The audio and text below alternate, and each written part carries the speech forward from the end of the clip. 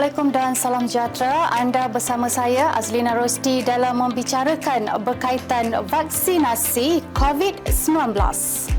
Bermula akhir tahun 2019, dunia dikejutkan dengan satu penyakit baru yang mula dikesan di Wuhan, ibu negara wilayah Hubei di China. Penularan wabak yang pada mulanya dipanggil virus Wuhan dan kemudian dinamakan coronavirus atau kini dikenali sebagai COVID-19 dikenal pasti boleh tersebar dengan pantas daripada manusia kepada manusia dan menyebabkan radang paru-paru yang amat serius sehingga dengan menjangkiti saluran pernafasan sehingga mampu meragut nyawa. Siapa sangka dengan hanya satu virus yang tidak kelihatan, kemudiannya telah mengubah lanskap kehidupan manusia secara holistik. Tuan-tuan dan puan-puan, di Malaysia antara kes pertama dikenal pasti ialah pada 24 Januari tahun 2020 melibatkan 8 kontak rapat kepada kes dari Singapura yang berada di Johor dan dikuarantin.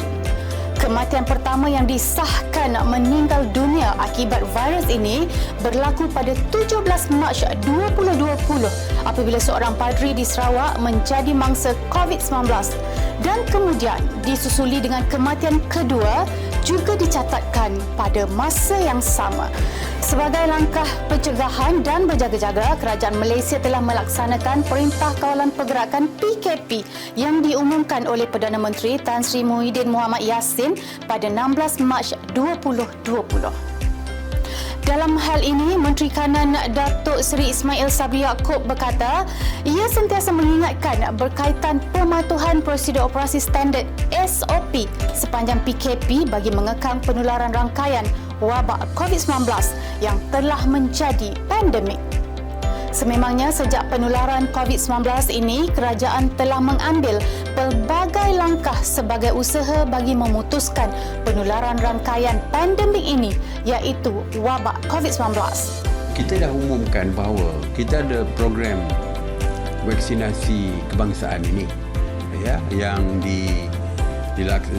diuruskan oleh, dikoordinasikan oleh Kementerian Sains dan Teknologi ataupun MOSTI bersama dengan KKM, Kementerian Kesihatan, dan senarai-senarai dan sebagainya, semuanya kita mana melalui MySejahtera ni, semuanya kita rakyat diminta untuk mendaftarkan diri.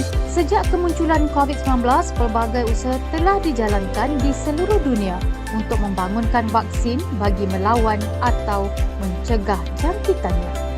Pastinya jalan tuntas terbaik di aplikasi selari dengan saranan yang dilaksana oleh Pertubuhan Kesihatan Sedunia WHO ialah gabungan program vaksinasi dan amalan langkah-langkah kesihatan awam yang lain.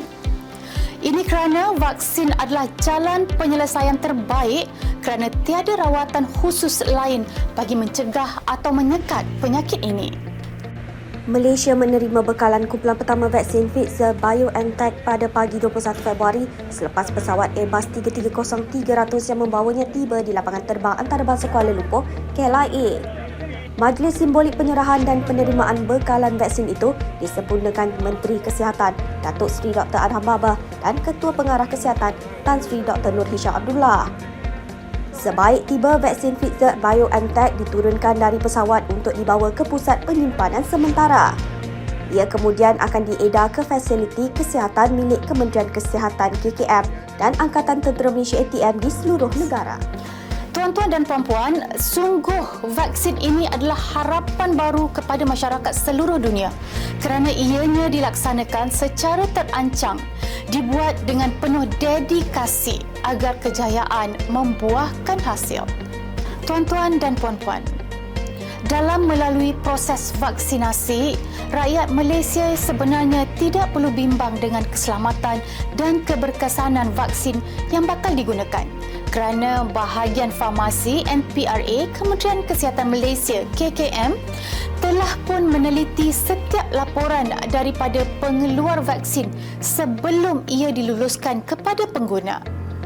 Menteri Sains, Teknologi dan Inovasi yang juga Menteri Penyelaras Program Komunikasi COVID-19, Khairi Jamaluddin menganggap pemberian vaksin COVID-19 ialah secara sukarela tetapi sangat digalakkan bagi memastikan pembentukan imuniti kelompok berupaya dicapai dalam kadar segera.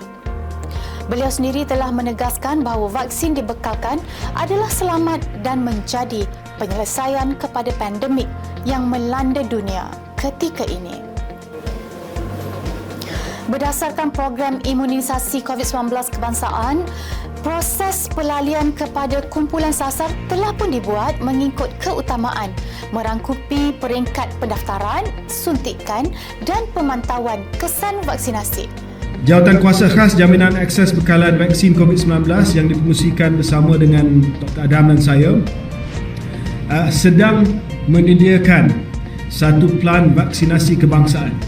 We are in the midst of preparing the National Vaccination Plan program yang akan kita bentangkan kepada Jemaah Menteri pada awal Januari 2021. Ini termasuklah hospital mana yang akan memberi vaccination, macam mana rakyat boleh berdaftar secara sukarela untuk menyatakan bahawa mereka kehendaki vaksin tersebut. Menyedari bahawa pemberian vaksin ini dapat memberi kesan yang amat positif, semua pihak menggesa agar vaksinasi dilaksana dengan lebih progresif. Yang di-Pertuan Agong Al-Sultan Abdullah Riyatuddin Al-Mustafa Bilal Shah turut menzahirkan pandangan bahawa kerajaan perlu bertindak bagi memudahkan birokrasi dan mempercepatkan proses vaksinasi kepada rakyat agar matlamat imuniti kelompok 80% daripada yang ditargetkan dapat dicapai seawal mungkin. Angka jangkitan wabak COVID-19 yang pada satu masa pernah melebihi 9,000 kes perlu segera dilandaikan agar vaksinasi merupakan satu-satunya jalan terbaik bagi mengawal penularan wabak COVID-19 di negara ini. Selaras dengan itulah, langkah dibuat dengan membuka pusat vaksin PPV secara pandu lalu bagi menyokong pelaksanaan program imunisasi COVID-19 kebangsaan yang dibuat hasil inisiatif Kementerian Pertahanan MINDEF bagi menyahut seruan kerajaan dalam merancangkan lagi program imunisasi COVID-19 kebangsaan PICK. Sekaligus ia mencapai sasaran vaksinasi harian yang ditetapkan kerajaan iaitu 200,000 dos sehari.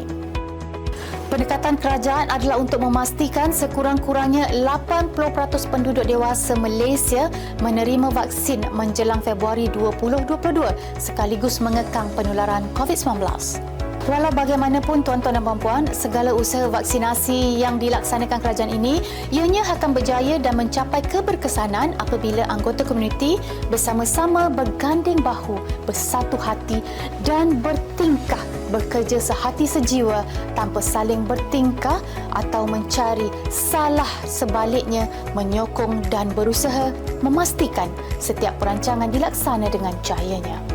Vaksinasi yang dilaksana adalah salah satu cara mencegah. Namun apa yang penting adalah sikap dan disiplin setiap individu dengan memastikan kebersihan dan keselamatan masih tetap menjadi keutamaan. Oleh itu, usahakanlah untuk terus meningkatkan kawalan kendiri dan pastikanlah kita dapat menyumbang kepada keberhasilan menurunkan angka COVID-19 serta seterusnya mengembalikan negara kita kepada keadaan sejahtera dan selamat. Apa yang pasti, sekiranya anda usaha, pastinya kejayaan akan menjelma. Sekian dari saya, Azlina Rosdi.